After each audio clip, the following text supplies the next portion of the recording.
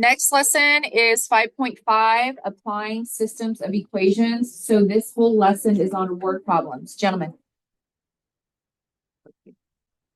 All right, so what we're going to do with these word problems is we're going to set up two separate equations, and then that is the new part. Solving, then you will either use substitution or elimination, and we've learned how to do both of those. So I'm going to go back and forth between substitution and elimination.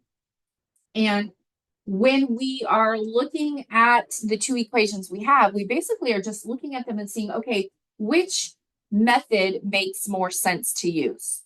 Okay, so the first thing you need to determine when you are looking at a problem is which two items or ideas or situations are you actually trying to determine?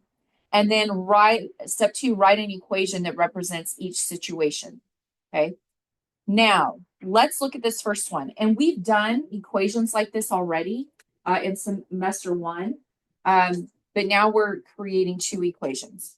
So the sum of two numbers is 48, and their difference is 14. So we have two different, actually, equation sentences here. The sum of two numbers is 48. And then we have their difference is 14. Sum means that we're going to add. Difference means that we're going to subtract. So if we take two numbers, the sum of two numbers is 48. And then we take those same two numbers and we say their difference is 14. We've just come up with our two equations. And we could use a system to figure out what those two numbers are that we're referring to. Okay, so let's look at these two equations. Which method, substitution or elimination, would make more sense? Is a variable already isolated? No, so substitution probably wouldn't be the best fit. Do we have a variable term where the coefficient is the same and one is positive and one is negative? Yes, we do. The plus y and the minus y can both be eliminated. So I'm going to stack these equations together. So I'm going to take x plus y equals 48 and then stack it with x minus y equals 14. And then I'm going to solve using the method of elimination, which is what we learned on Monday. Okay, so if you remember, we're just combining like terms. So our y's here will cancel out. And do not forget that in front of the x's, we have a 1. So we have 1x plus 1x equals 2x. And then since we canceled out our y's, we don't do anything with that. It's just 0. We don't need the 0. And 48 plus 14 is 62. Okay.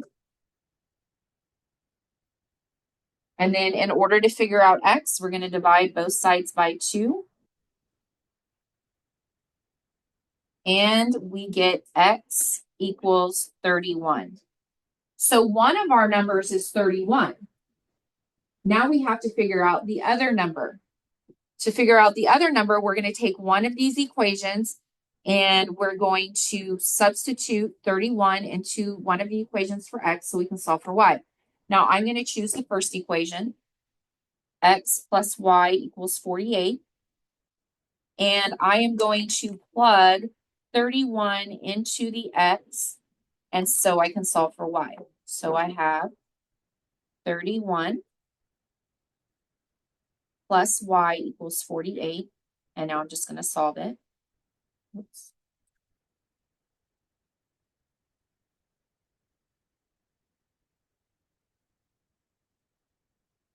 And y equals 17. Now, if I wanted to go back and check this, and I'm only going to show you this one time in this problem, okay? I would take both of my equations, x plus y equals 48 and x minus y equals 14, and I would plug both of my numbers in to check. So x is 31, y is 17. 31 plus 17 is 48. So it checks for this one. But remember, just because it checks for the first equation doesn't mean it's necessarily going to check for the second equation. You have to check both of them. So now I'm going to take 31 minus 17 equals 14. And 31 minus 17 does equal 14. So that tells me that my solution is correct. Now, our final answer in this case is not an ordered pair because this is a word problem. Anytime we're dealing with word problems, you have to identify the units. So notice here, we're talking about two different numbers. So in my final answer, I would put one or first number equals 31, and the second number equals 17. And then this right here is my final answer. And you would write it like this. If you do not write it with the correct units or the identification of what your values represent, you will get points taken off. Okay, so if you're just doing regular problems without any words, then you write it as an ordered pair. But if you are doing a word problem, if you're working on a word problem, then you would write it like this, okay? Great. Are there any questions on this? Okay, let's move down to example 2. All right, we're going to separate 39 into two addends such that 4 times the smaller number exceeds the larger number. Okay. So we have 39 into two addends. Now we need to know math vocabulary in order to know what addends means. Anyone know what an addend is? It's just two numbers you add together. It would be the same as saying the sum of two numbers is 39. That's all that is. So our first equation is going to be two numbers equal to 39. Now, one thing that I do when I'm working with word problems is I strategically pick my variables. In this case, because we're talking about a larger number and a smaller number, I am going to use M for smaller, and I'm going to use G for larger. Now, I don't like using S because S looks like a 5, and I don't like using L because L looks like a 1.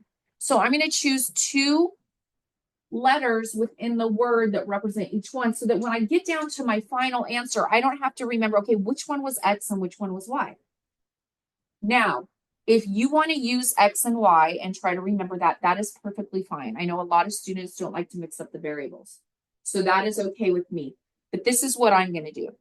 So if I'm going to take my two addends and set them equal to 39, that means I'm going to take M plus G equals 39. And that is my first equation. Oh, yes. Mm-hmm.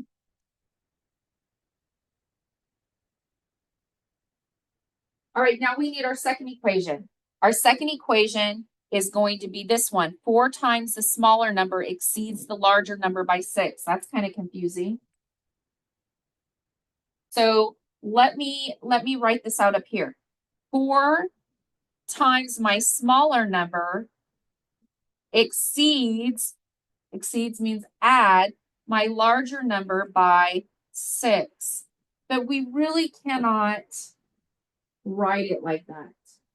Okay. What this is saying is that 4 times my smaller number equals the larger number exceeded by 6. So sometimes these phrases are going to be a little bit challenging, and we're going to have to think about what they're trying to say. I specifically put this one in here because you're going to see one like it on the homework. So please refer to these word problems when you're doing your homework, okay? So now we have two equations. And our next step is to figure out which method it would be best to use. Now, in this case, you could choose either method. It really doesn't matter. But because I chose elimination in this one, I want to practice substitution. So I'm going to choose substitution in this one. Okay.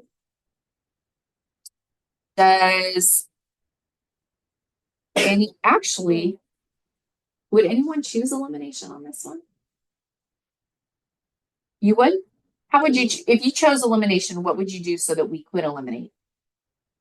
I put for the first equation, I put the G on the other side. And then,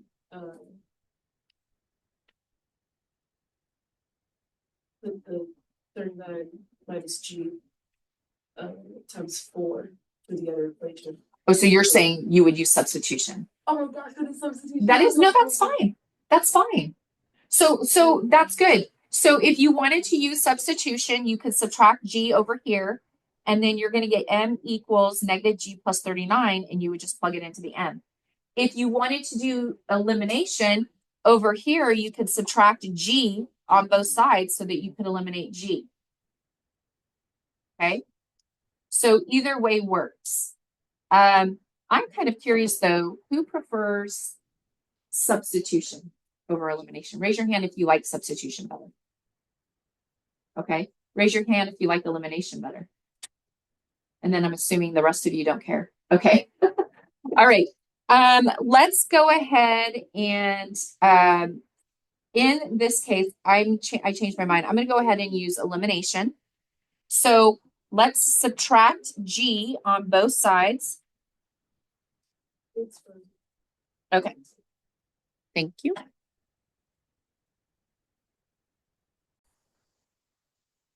Okay.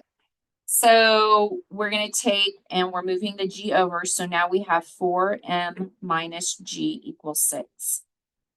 And by moving that G over, we can now eliminate our G's. Okay. So I'm going to rewrite this down here. M plus G equals 39. And I'm going to stack my other one over under it. I'm sorry. 4M minus G equals 6. And now I can eliminate my G's. Go ahead and do that. Do not forget that this M has a 1 in front of it. So when we combine these, we have 1M plus 4M, which gives us 5M. Then 39 plus 6 gives us 45. Okay. And go ahead and finish solving this.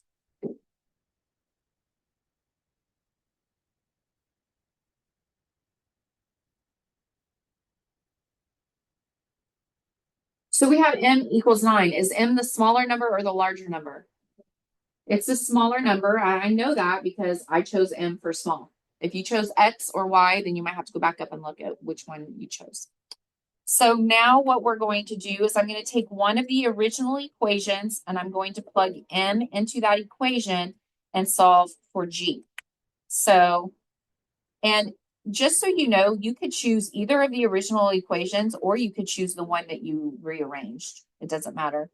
I'm going to choose the first equation up here. M plus G equals 39. And I'm going to plug my 9 into the M.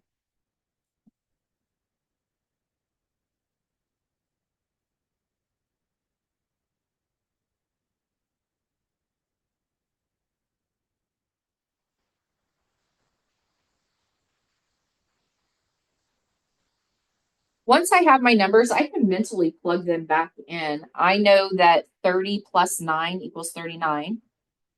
I know that 4 times 9 is 36. And 30 plus 6 equals 36. So I know that that checks out. Okay. Now, when I write my final answer, though, I'm going to write smaller number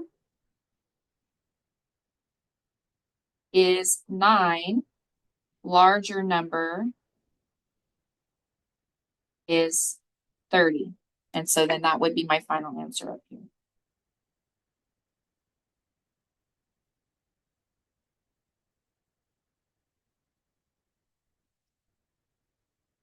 Any questions? Okay, for the next one, I want you and your partner, or you by yourself, whatever you choose, to try to figure out the two equations for example 3. Okay, and then we're going to come back and check to see what you got for those two equations before we start solving. Okay, go ahead and check your equations.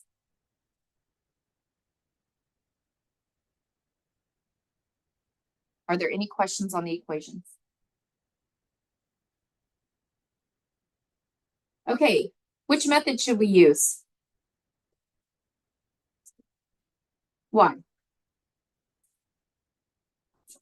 Yeah, G is already isolated right here.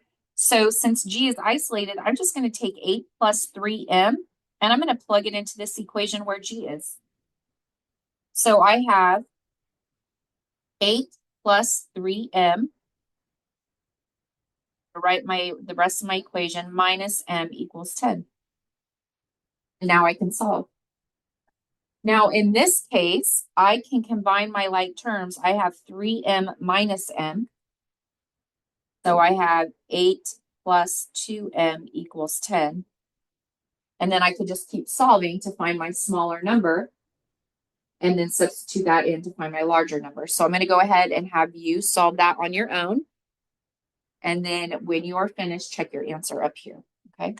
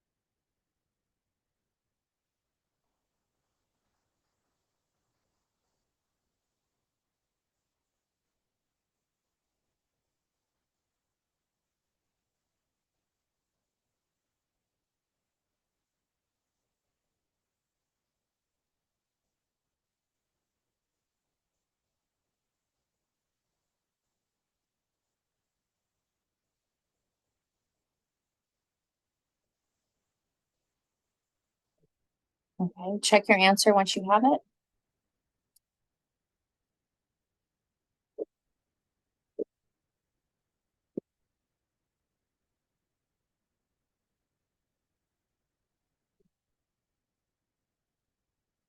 All right, let's go ahead and move on to page 2.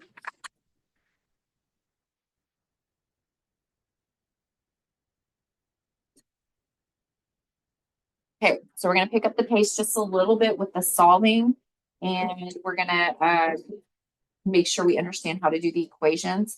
So the sum of Eli's age and his younger sister Clara is 16.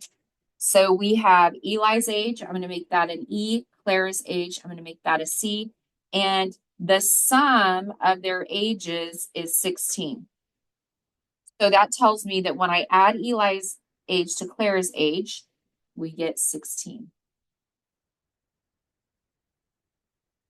And then it says the difference in their ages is 8. So that just means when I subtract their ages, I'm going to get 8. Okay. So substitution or elimination? Elimination, because you can cancel out the C's. All right. So I'm going to pause the video. I'm going to let you all solve this, and then we'll come back and check the answer for this one. Okay.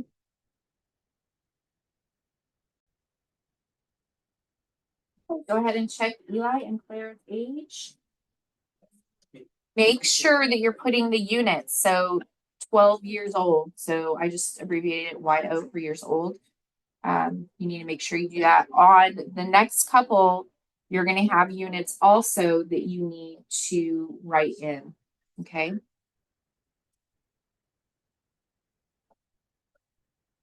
Okay. Number 5. I am going to have you come up with the equations and solve. on your own. I want you to do this one by yourself. We have a lot of examples in this lesson, so we're just going to keep going just like this. Number 6, I will need to help you a little bit because we're going back to geometry, which you haven't done in a while. So right now I want everyone just to work on number 5 and then we'll come back and check it. All right, before you start the problem, I want you to check your equation. And then it looks like in this one, the method that you would probably use would be substitution since you already have a variable isolated. Okay, so go ahead and continue working on that one.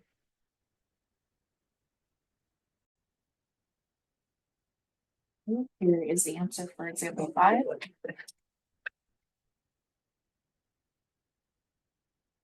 Any questions on this one? Okay, let's go to example 6. I know that you did geometry last year with Mrs. Cermak, and you guys talked about complementary and supplementary angles. And I even put a little tip into here. 2 complementary angles, those are angles that add up to 90 degrees, have a difference of 36. Find the measure of each angle. So if you have 2 different angles that add up to 90, but their difference is 36, it's very similar to the problems that we've already done. So I am going to choose, because it doesn't differentiate between the 2 angles, I'm just going to go ahead and choose X and Y. So in this case, if we have 2 angles that add up to 90, and then we have 2 angles that have a difference of 36, that's how you would write your equation, and then you would just solve it. Okay, so let's go ahead and solve this one, and then we're going to move down to the next set of 6 are going to be a little bit more challenging. Okay, so let's I'll have you guys solve this, come back and check our answer, and then we'll continue. Okay, once you find your answers for this type of problem, you want to write it with the correct units. So over here, my first angle is 63 degrees. Make sure you put the degrees as the unit. And then the second angle is 27 degrees. Okay.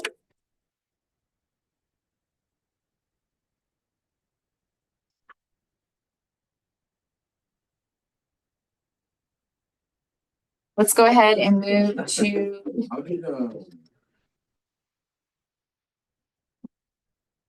let's go to example 7. Okay, now we're dealing with money. So it says Julianne's wallet has 9 bills in it, including only 5s and 10s. If the total value is $60, how many of each, that should say type, but 2 type of bill are there? Great. So what I think I'm going to do is, I think what we're going to do is we're going to come up with the equations for the rest of these, and then we'll go back and solve them. Because I think we've done a lot of solving to where you kind of understand how to solve. So let's just, for the next 6, let's come up with the equations.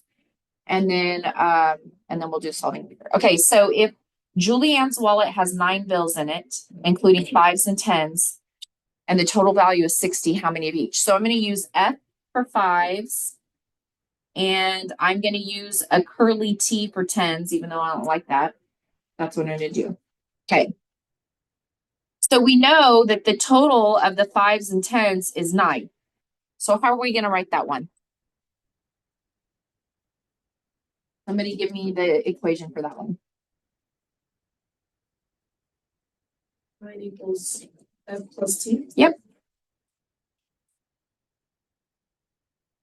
Okay. Now the total value is 60. This one gets a little bit tricky. If we know that the value of the 5s is 5 and the value of the 10s is 10. So when we're dealing with money, we would write it as 5F, because each $5 bill is $5, plus 10T, because each $10 bill is worth 10.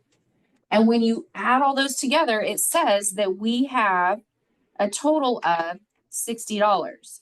So when we're writing equations, we're figuring out the total number of bills and the total amount for each set of bills. Okay.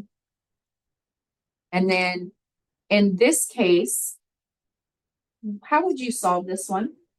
Anyone have a suggestion on how to solve it? Yeah. Elimination. And what would you change to be able to solve it as elimination? Is equation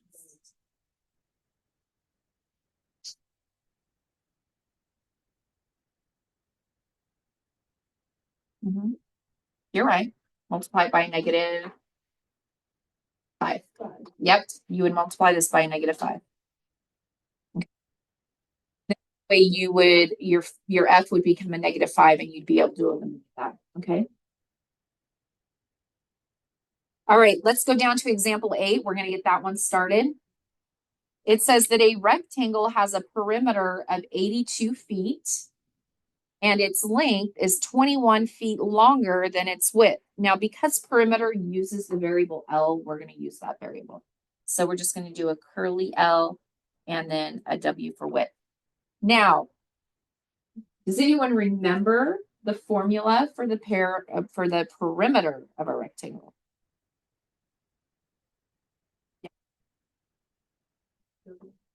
Mm-hmm. 2L plus 2W equals the perimeter, and the perimeter here is 82. So we know the perimeter. So that was our first equation. Our second equation, it says that the length is 21 feet longer than the width. So our next equation, we just write it out. Like I said, the length is 21 feet longer than the width. Now, someone besides Leela, tell me, what method would we use to solve this?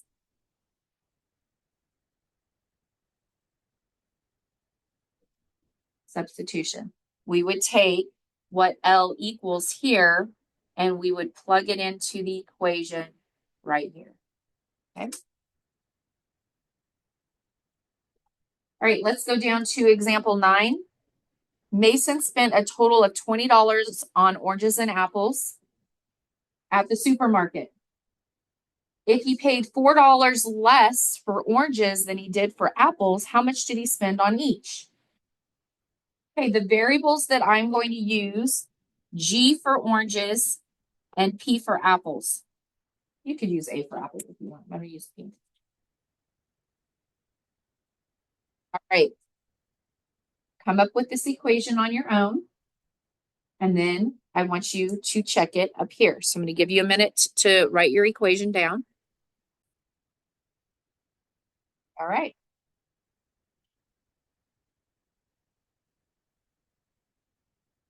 Now on this one, I'm going to let you choose which method that you want. You could use substitution by just plugging G minus 4 in here, or you can move your G over and use elimination. So you can choose which one you would like to do. I would probably on my own choose, oh, I used 2 different variables here. That should be P. Sorry about that.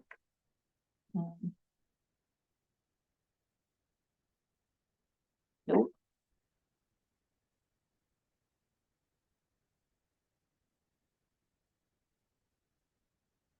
Right, let me look at the next 3. Okay, example 10. Let's go ahead and move to the next one on example 10. And on this one, this is a little different because we're dealing with change. Okay.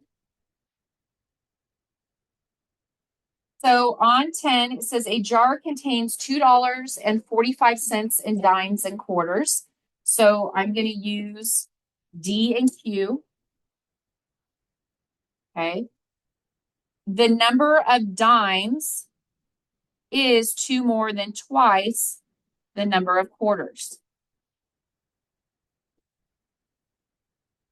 All right, now the issue with dimes and quarters is that you have to put the value with them. So I know that a dime is 10 cents, so 0.10 D. And I know that a quarter is 25 cents, so 0.25 Q. And it tells us that their total value is $2.45. Okay. So that's your first equation. Now, if it would have said that there's a total of 245 dimes and nickels, then we wouldn't put in the values. But because they give you the value, you have to use their the amount for each one. Okay. Then it says here the dimes is 2 more than twice the number of quarters. So our second equation would be D equals 2 plus 2Q. Now I am going to get you started on this one before we do the next two equations, but remember that you can clear decimals so that you don't have to work with them. Does anyone remember what we could do to this equation to clear the decimal? Right. We can multiply this whole thing by 100. And when we do that, we're moving our decimals over twice. And that gets rid of our decimal numbers.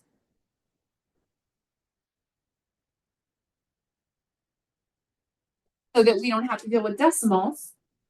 And then in this case, because D is isolated, I would just take 2 plus 2Q and plug it into the equation where D is and solve.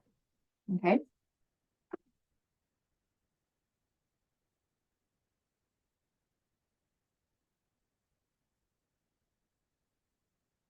All right. For example, 11, I want you to go ahead and try that equation on your own, and then I'll work on 12 with you. So I'm going to pause the video, let you work on the equations for 11, and then we'll come back and check them. Okay, go ahead and check your equations for this. And again, with this one, you could choose either elimination or substitution. If you chose elimination, you can multiply this one by either a -2 or a -3. If you chose substitution, you could isolate one of those variables.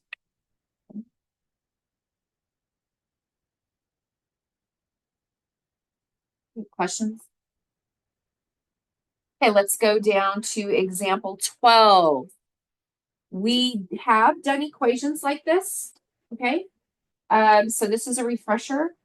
It says the total principal of two investments was $5,000. The annual interest rate was 10% for one investment and 14% for the other. If the total annual interest was $620, how much was invested at each rate? So I am going to use, for the 10%, I'm going to use X, and for the 14%, I'm going to use Y. Okay. So if I have two investments, that means I'm putting money into two accounts, and I put in a total of $5,000 into two different accounts. What could be an equation that would represent that idea? Anyone?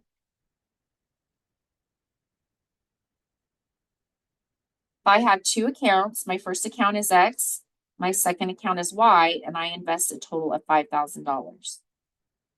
Okay. But then it says, in my first account, I had 10%, so that's 0.10. Remember, we changed the percentage to a decimal. And my second account was at 14%, and I have a total annual interest of $620.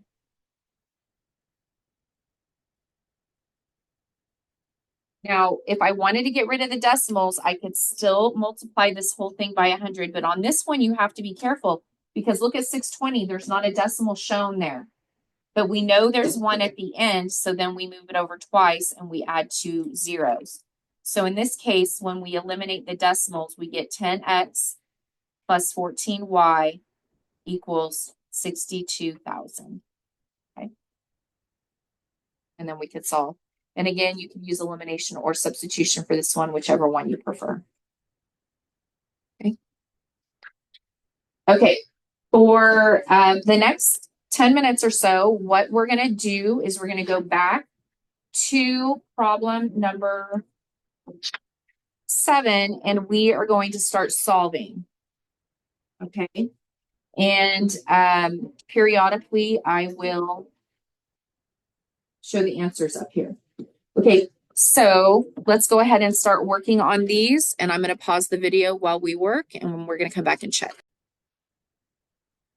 Okay, so here is 7 and 8.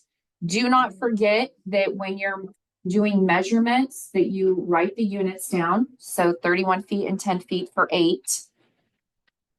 Okay. And then for 9, you had to put the dollar sign. Don't forget, because it's saying how much did he spend on each. He spent $12 on oranges, $8 on apples. Okay. So any questions on those 3?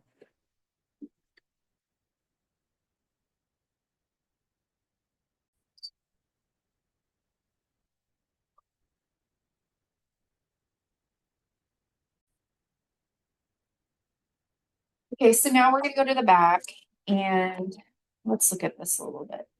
On the back, I'm going to go ahead and work out number 10 with you. And then I will let you do 11 and 12 on your own, and then we'll come back and check those. So with number 10, I'm choosing to use substitution. So I'm going to substitute 2 plus 2q into where the d is. So 2 plus 2q.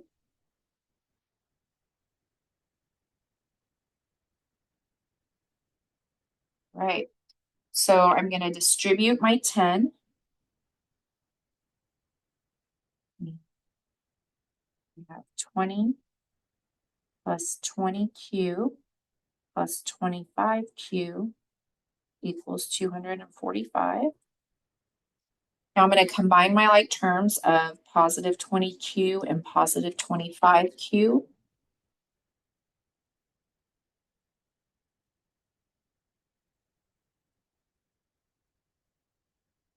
Subtract 20 on both sides.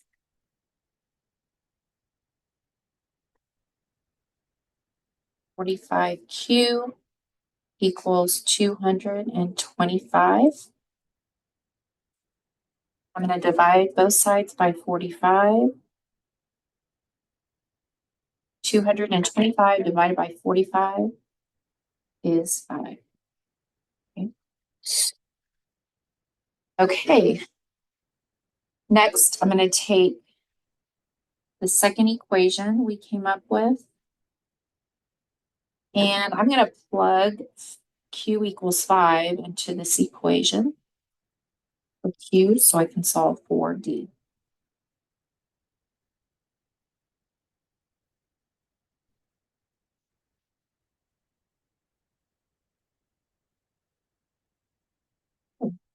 So we get that there are 5 quarters and 12 dimes in our jar.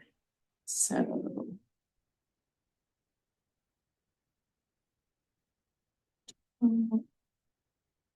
quarters